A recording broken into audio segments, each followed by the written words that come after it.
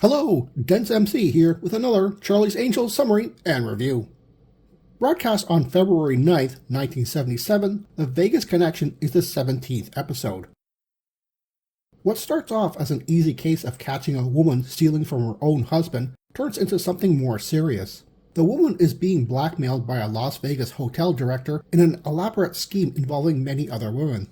Soon, the Angels find themselves uncovering a plot to lure desperate young chorus line showgirls into a prostitution ring. This episode features Michael Callan as slimy casino hotel entertainment director Cass Harper, Carla Borelli as the blackmailed former showgirl Tina Mallon, and Brooke Bundy as tragic dancer Elsbeth.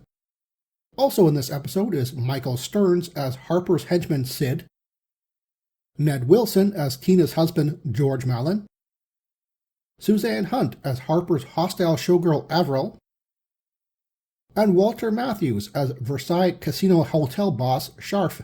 He will return to play a different character in a Season 4 episode. Wild fashion choice of the episode goes to Kelly.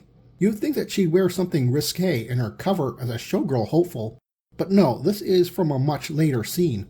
Here she's just delivering a Rolls Royce to a client, in hot pants and thigh-high boots for some reason. I know it's Las Vegas and taste is very, very subjective here, but you'd think that any place dealing with $50,000 Rolls Royce motor cars would have some, class. The scene that sticks out the most to me in this episode is also the primary action scene.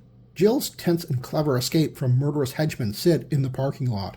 This involves a lot of sharp, tight driving in large cars until they crash into one another, all to the beat of your typical 70s funky soundtrack. Jill still gets the drop on him and summons a police officer who she quickly info-dumps on before walking away, but not without saying, "Good night, Sid," under her breath. Interesting quote of the episode is when an emotionally vulnerable Elsbeth, who's doing a favor for the Angels, chats with an unusually smooth Bosley after he takes her home. Elsbeth asks, "Bosley, could you do me a favor?" And Bosley says, "Sure, if I can." And Elsbeth says, "Could you kiss me goodnight? I mean, no one's ever kissed me at my front door, and I've always kind of wondered what it was like." And Bosley kisses her gently and walks away silently. It's a lovely yet very sad scene, and I'm glad it wasn't played for laughs or exploited later on. Bosley rarely gets these kind of interactions, and actor David Doyle nails it. For once, the Angels aren't behind the proverbial 8-ball on this one. Very early on, they come to the conclusion about what's going on, and in a very logical and collaborative fashion. The Angels tail Mrs. Mallon after she steals money from her husband's office, which leads to a poker club. She purposely loses money to certain other players, all of whom have had one thing in common: employment at the Versailles Casino Hotel in Las Vegas. Once there with specifics about her blackmail threats, it becomes obvious that Mrs. Mallon's case was one that branched off from opportunity, not the main scheme. After talking to Elsbeth, a dancer hopeful to join the elite chorus line, it becomes clear Cass Harper is using the girls to pimp them to casino high rollers. Bosley pretends to be a high roller and requests a girl with Kelly's description. Unfortunately, an aggressive showgirl who Harper favors also fits the description. Having already butted heads, the showgirl and Kelly get into a fight, a rather one-sided one. It's not even a catfight. Kelly really mops the floor with this lady, so Harper has no choice but to swap her in.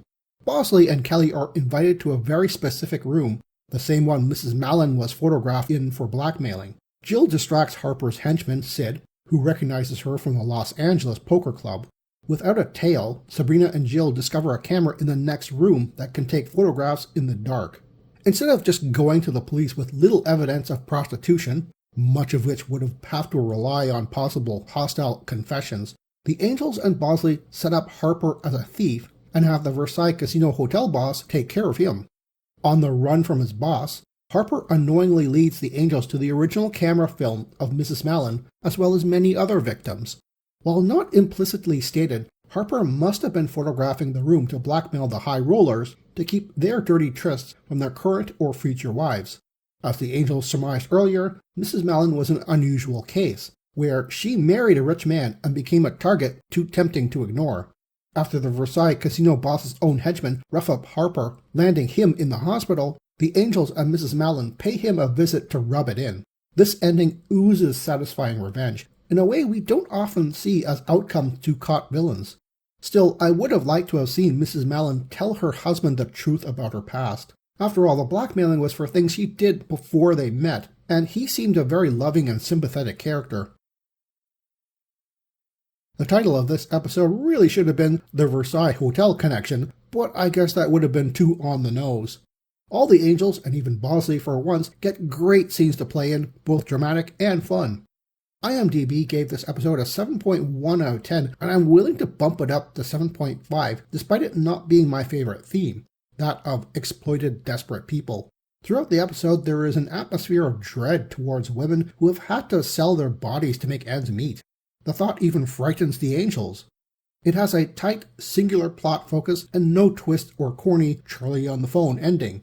It also helps that it is full of beautiful women, in addition to the usual Angels. Good morning, Charlie.